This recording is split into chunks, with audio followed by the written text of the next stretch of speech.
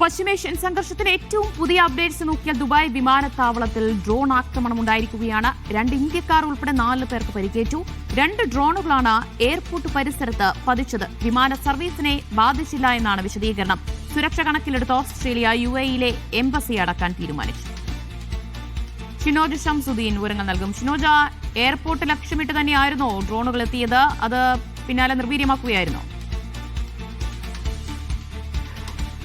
ദിവ്യ, 2 ഡ്രോണുകളാണ് ഇന്ന് രാവിലെ ദുബായ് വിമാനത്താവളം ലക്ഷ്യമിട്ട് എത്തിയത്.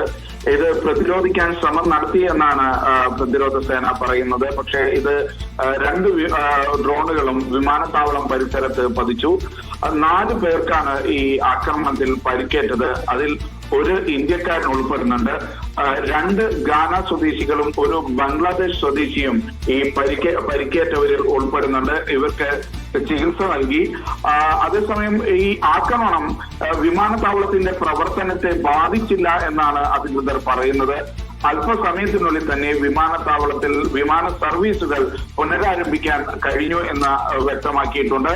അതിനിടയിലാണ് UAE-യിൽ സുരക്ഷാ ഭീഷണി നേരിടുന്നു എന്നുള്ള കാരണത്താൽ നയതന്ത്ര കാര്യാലയങ്ങൾ അടയ്ക്കാൻ ഓസ്ട്രേലിയ തീരുമാനിച്ചത്.